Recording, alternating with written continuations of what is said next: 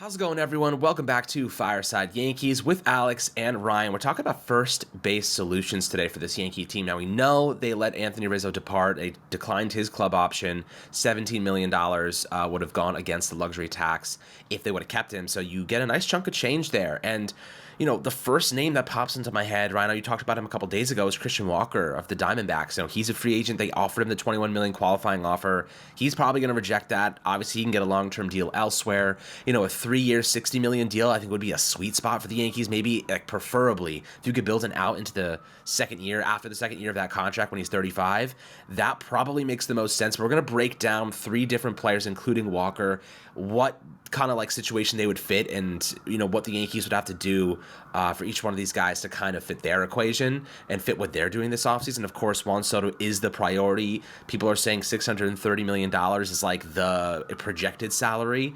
So we'll see how things start to progress. I know that Steinbrenner and Steve Cohen are both meeting with him in Cali this week, so we're going to start seeing that bidding war. It does seem at this point, though, that those 2 New York teams are going to be the biggest competitors. We knew this going into it, but it's going to be exciting, man. Lots to come, lots of negotiation, lots of rumors. But Ryan, before we dive into it, how you doing today, my friend? You can kind of jump into Christian Walker a little bit. We'll talk about him first and foremost.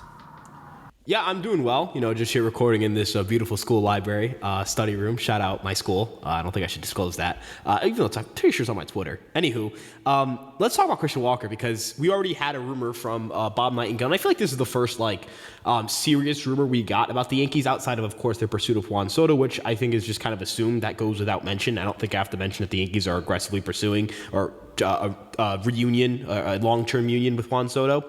But Christian Walker, he feels like this perfect fit for the New York Yankees. I know a lot of people are concerned about his age, and that's a fair concern, right? We've seen players come off of really strong years, and then randomly they're just not the same anymore. But I would argue that Christian Walker, at 33 years old, turning 34 next year, isn't in harsh fall-off territory yet. You know what I mean? I think if we're talking close to 36, 37, that's close to that harsh fall-off territory. But he is an excellent baseball player. 119 WRC plus last year, 26 home runs in 130 games. He saw an increase in his barrel rate, an increase in his exit velocity, an improvement in his swing decisions. He was more aggressive in zone while laying off of pitches out of zone a little more. He increased his fly ball rate by a little bit. He just became a better hitter. And while the results didn't, really increase that much, I think the underlying data being as good as it was is an indication that next year could be an even bigger year for Walker.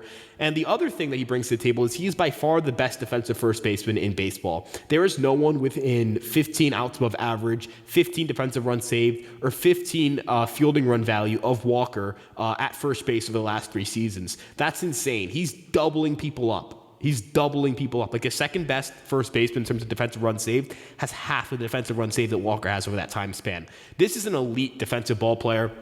You put him in your infield, you have a Volpe, you have a Chisholm. If you have to, upgrade internally at second base, which means maybe moving Durbin there, even if it's Birdie or Cabrera, those are 3 guys who I think you can reasonably project to get above average defensive value from. Alex, you're talking about one of the best defensive, if not the best defensive infield in baseball. You look at how the World Series went, you look at how the playoffs went, and overall you kind of look at some of the weaknesses of this team. Consistency in the infield defensively, I think, is something that the Yankees would love to have. I think from a fan perspective, I think there are a lot of people in the comment section who will agree that, they feel like the Yankees weren't as sharp defensively as they could have been, that they were just kind of not the best defensive team in the world. Even Cashman kind of admitted this wasn't their best defensive roster. And I think the defensive struggles are a little bit overblown. I don't think they're the worst defensive team in the world, but we've seen better defensive teams in recent years for the Yankees. Walker would, pun intended, fit them like a glove, right? He's the best defensive first baseman in baseball. He's a 30 home run hitter. He's a middle of the lineup bat. He kills left-handed pitching. That's something that the Yankees struggled with last year. I view Christian Walker as this again, he's not a superstar. He isn't, the best player on planet Earth, but among the first base we're going to talk about today, he is the best player in that group. And there's another player we're going to talk about later on in this video who I think some people would kind of just assume is the better player, but Walker's the best first baseman in this free agent class. I don't think that's close either. He's very well-rounded, very complete. Alex, he's just a ball player, right? That's the best way to put it. You want a guy who can provide the defense and the offense he's bringing to the table. And I think he'd also be a great kind of leadership mentor kind of guy for a guy like Ben Rice, where, Rice is someone who's trying to find his way in the major leagues. Walker would block him, but you never know when reps open up. Stanton could always get hurt. Walker himself could get hurt, right? You always kind of assume a player's blocked out, and then someone gets hurt and they're in the equation. I mean, look at Luis Seal, right? Like Luis Seal. Did you think there was a lane for Luis Seal to pitch on this team in 2024 or 2023 in November? I thought absolutely not. And Garrett Cole gets hurt and he's a Rookie of the Year contender. So you never know. But Walker, I think, he's the best first baseman in this group. I think you're right, easily. And, people will be concerned that he is a right-handed batter. Obviously, the Yankees prefer lefties at first base, but I want to make it very clear. So Walker hit 26 home runs last year. In the Bronx, he would have hit 25. So it's a non-argument. Like, he would have been fine. He pulls the ball to left field heavily.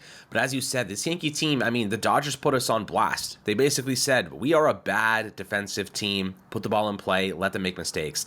Christian Walker is never going to make the same mistakes we saw Anthony Rizzo make in that World Series or the playoffs in general. He is going to get to first base. He's going to make the right plays. He's going to do all those things well. And that is those moments win and lose the Yankees games. Like, straight up, if he doesn't make the mistakes that Rizzo made in that World Series defensively, the Yankees win one or two of those games. Like, it's that simple.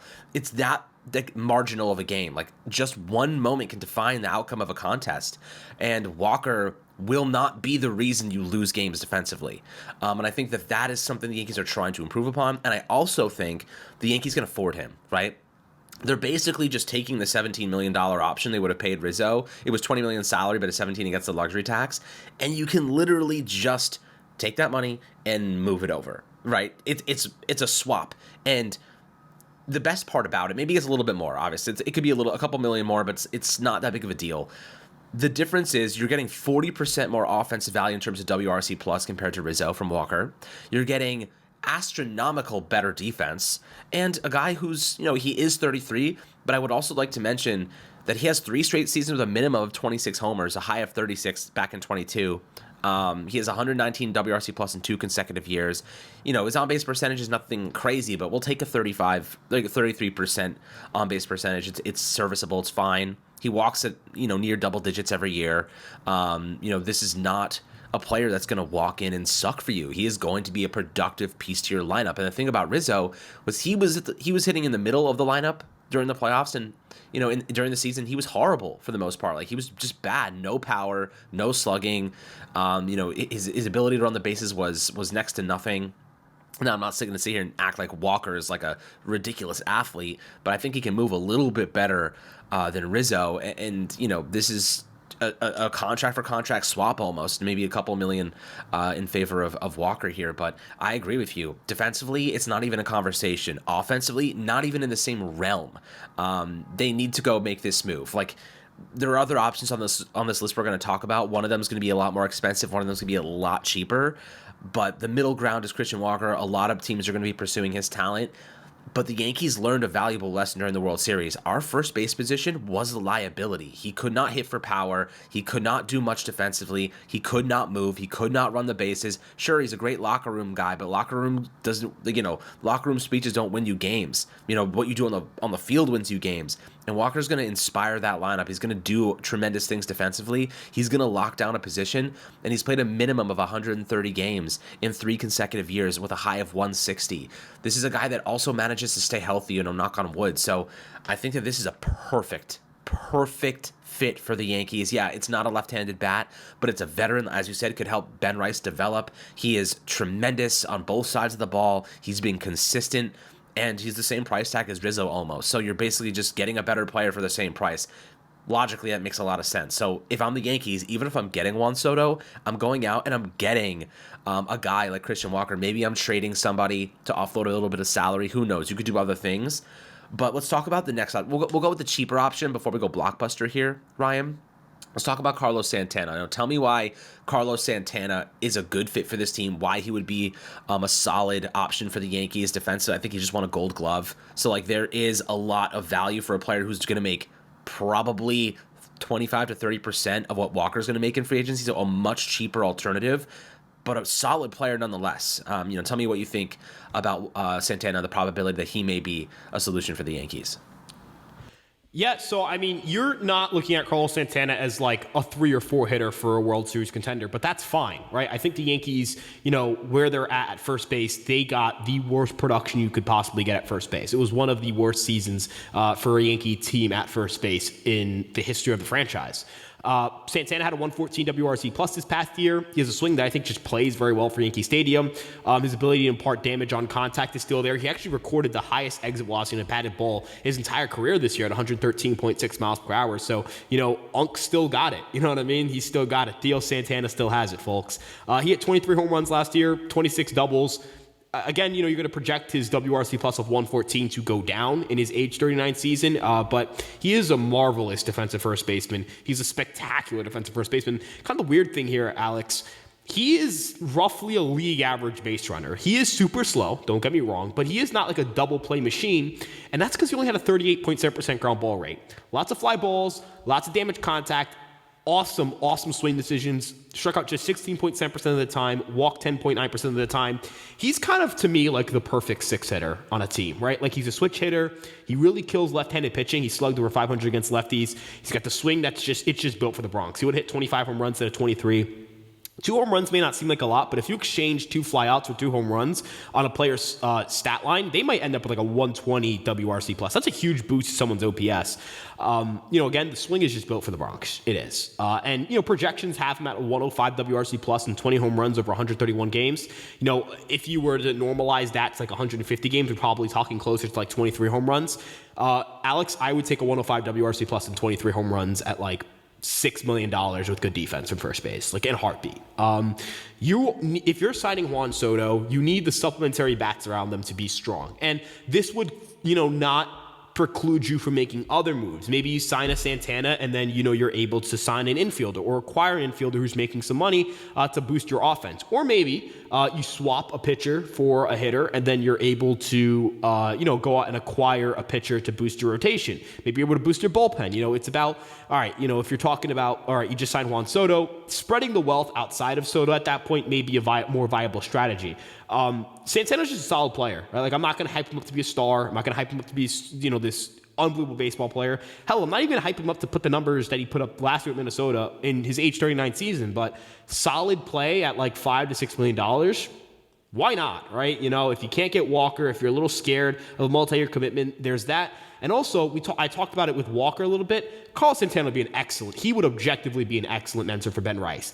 Both of them started out as catchers who moved to first base early on in their career. Santana went from a firmly below average defensive first baseman to one of the best defensive first basemen in baseball. And Santana's a great locker room guy. Like, consistently throughout his career, he has been well regarded as one of the better locker room guys in the league. I know that locker room dudes, again, like, I'm not too super gung-ho about that. But having a guy who has both the quote-unquote vibes, to be someone who's, easy to get along with in the clubhouse, but also enough of an enforcer to be like, hey, yeah, if you're going to, play Fortnite during the middle of a game, I'm going to smash the TV.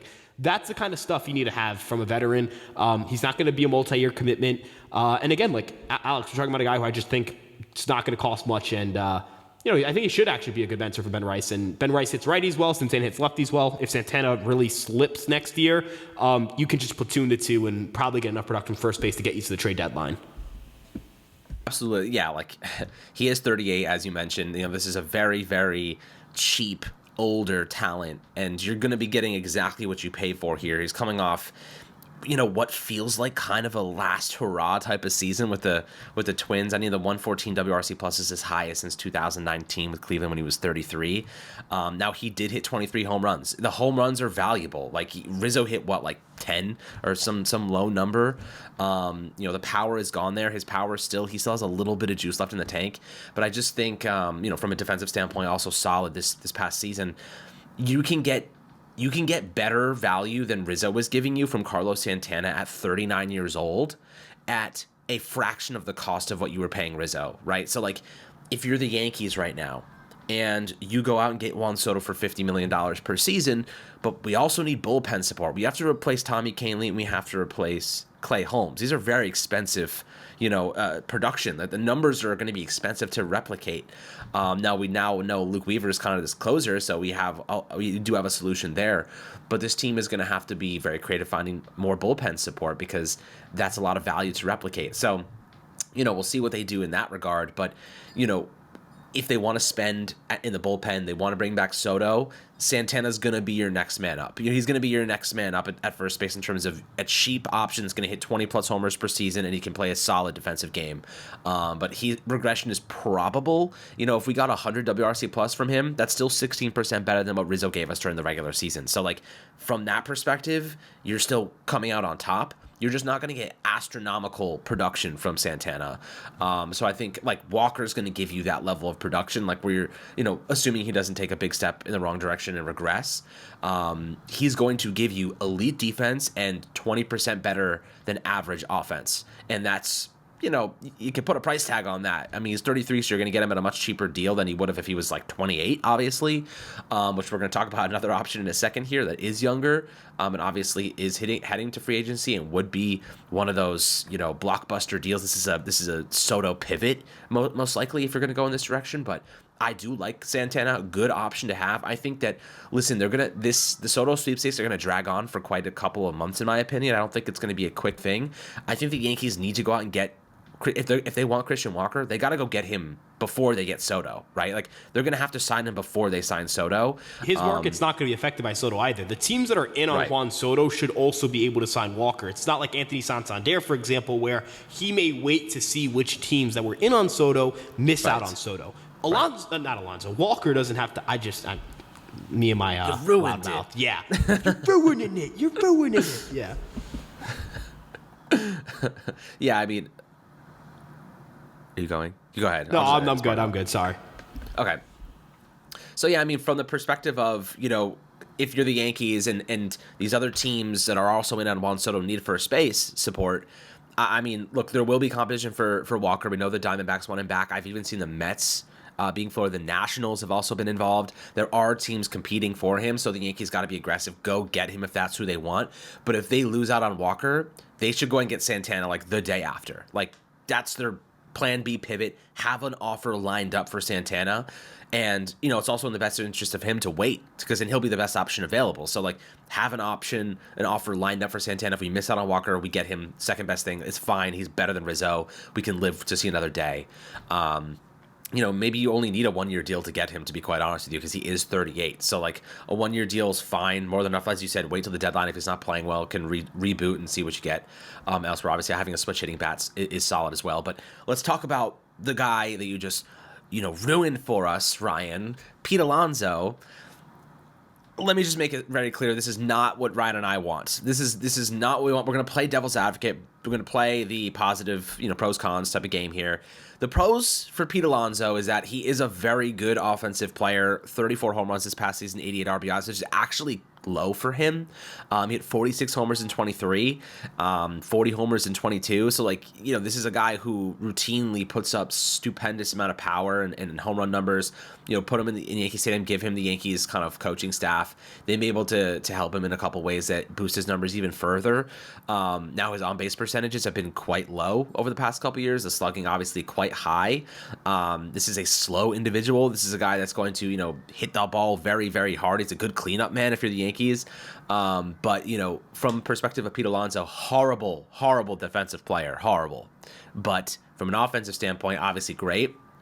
Do you think the Yankees even entertain the idea of Pete Alonso if they miss out on Soto? I don't even think I would, even if we do miss out on Soto. I think I go with a Santander and even though I don't love Santander either, but you got to get slugging in the outfield at that point, and maybe you go get a Blake Snell in addition to that and a Walker. A Walker, Santander, Blake Snell kind of offseason may be a pivot, but it's going to be more expensive than $50 million per season. People think that $600 million, it's apples to apples. it doesn't work that way. You know what I mean? Just because you're spending $600 million doesn't mean that it equates to the $600 million on one contract over 14 years you're going to pay for Juan Soto. More of that money gets condensed into a shorter term contract. So you're maybe paying $65 million per season compared to the $50 million per season, even though the $600 million is the same in the end. Those shorter contracts complicates that. So, Ryan, looking at Pete Alonso, is this a guy you'd actually consider if we missed out on Soto? I think Pete Alonso is a great dude. And now, whenever someone preferences a player's value by saying they're a good guy, it means they're not that good. It's just kind of the rule of thumb, folks. He's a good dude, but his offensive production's really regressed. He went from one of the best hitters at his position to like a good one, right? Like he went from a 141 WRC plus in 2021, 131 in 2021, 131 in 2021, and a 141 in 2022 to the worst WRC plus of a full season in 2023 at 121. Yes, he hit 46 home runs, but he wasn't doing anything else, right? And then the year after, 2024, a 122 WRC plus. That is right around that career worst number. His defensive value has completely gone away. He went from like not a good defender to having the worst outs above average at -8 of his entire career in a single season. He's not going to play great defense for you. He has surpassed the 3-WAR threshold three times in his career. He has not surpassed the 3-WAR threshold since 2022. He has only surpassed the 4-WAR threshold once. That was in his rookie year. This is a guy who's also entering his age 30 season. He'll be 30 this December. Do you expect him to get better? Right? Like that's maybe like more home runs the Yankees Stadium. Maybe that's a better ballpark for him to get the ball out in. But yeah, I mean, I don't really know if paying long-term money to Pete Alonso is the best gamble or the best, idea. And as you mentioned, and I'm so happy you mentioned this about spending money and like, all right, well, spread the wealth. Because I see so many people just say like sign 4 different players instead of signing Juan Soto. Those 4 different players are going to cost you way more than Juan Soto will individually. Just sign Juan Soto. Just make this easy. Sign Juan Soto. I don't care what the Mets offer. Just go, all right, whatever the Mets offered, we'll give you that too. Alonso's a good player. He's not a bad player. Like anyone calling him a bad player is wrong, but he's not like relative to his position. He is not one of the best players at his position. He put up a 2.1 WAR over 162 games. That is not, I don't think that even finished in the top 10. He finished 11th in WAR among qualified first basemen. So if you remove the playing time thing out of it, he finished 12th. Over the last 2 years, so 2023 and 2024, Pete Alonso is 10th in Fangraphs WAR. He's tied with Josh Naylor. Josh Naylor's not getting like, he's a free agent after the 2025 season. He's a trade target potentially for the Yankees. Are we going to sit here and pretend like Josh Naylor would ever get like $100 million in the open market? Because he wouldn't. He has a 121 WRC plus over those 2 years. Like that's good, not great. Like Alex, for context, like Nate Lowe, Luke Raley, Paul Goldschmidt, Carlos Santana, like these are players who have similar WAR value over the last 2 years to someone like Pete Alonso. I mean, Carlos Santana has a 4.5 WAR over the last 2 years, and Pete Alonso's a 4.9. And Carlos Santana has played 100 fewer games, or has 100 fewer plate appearances than Pete Alonso over that time span. You know what I mean? So I know that projecting, right, like Santana projects worse than Pete Alonso, and that shouldn't really be a surprise to anybody because of the age. But why would I pay for the production of someone who isn't like a superstar caliber player and pay them like a superstar? So I'm just firmly against it. I just don't think he projects very well. I think a lot of Yankee fans would agree he's a big name, not a big player at this point. At that point, just spend the money on like Blake Snell. Go get Blake Snell. Like if you're going to not sign Soto, which would be an F of an offseason, I don't care what they do after, get like Blake Snell. I don't really know. Pete Alonso is just not that guy anymore. He's not. Like he's not the best player on this list. Christian Walker, 6.9 WAR over the last 2 years. Pete Alonso, 4.9. Christian Walker also has 100 fewer player appearances. He's clearly the better player. I'm not, like, the highest paid player on this list isn't the best player on this list. Why would I ever want them, right? So I know we're supposed to play devil's advocate a little bit here. Pete Alonso's a good guy. Maybe that's the devil's advocate argument here. Maybe he'd be incentivized. Maybe he'd get all frustrated about the Mets not signing him and ball out with the Yankees, but that's nonsense, right? Like you don't sign a player because you think they're going to be emotionally charged. You sign them because they're good or they're not good. Alonso's not that guy anymore. I'd rather go with Walker at a much cheaper price, personally. I think the Yankees should get him anyway. They have the money. I think, it's a Rizzo for Walker swap financially almost, and that's a very, very, very good deal for the Yankees, and they get a lot better. So, looking at the situation at hand, I think that we can both agree Walker's our priority. He's a guy that would just absolutely increase and improve our defense and offense for the Yankees next season. But the alternative would be Carlos Santana, who's cheaper. It gives you a little bit of time. If he plays well, you keep him. If he doesn't, you can, try to find a first baseman at the deadline. This Yankee infield is going to be a bit different next year, from a defensive perspective. Got to improve from an base running perspective as a team. Got to improve. There are things the Yankees are going to do to make strides in those areas. Jazz Chisholm, I wonder, is he going to stay on the hot corner? Do they move him back to second base? I think he was pretty solid at third base. I think a little bit more experience, time, he will become a solid defensive third baseman. I think he did have 6 outs above average. So that's pretty solid to begin with, despite the fact he had never played the position before. Caleb Durbin is an immediate increase in defensive efficiency and base running over Gleyber Torres. So, keep him in the back of your mind when you're thinking about second base. Not even the back of your mind. He is probably the favorite to win that job right now if the Yankees don't bring in anybody else to fill second base. He is a very, very interesting player. I think, we'll do more discussions on him in the future. But guys, always happy to hear your thoughts down below in the YouTube comment section about the first baseman available, who you would want. If you prefer anybody, pros and cons, always happy to have good combos. Make sure to like and subscribe as always, and we'll catch you guys on the next Fireside Yankees episode.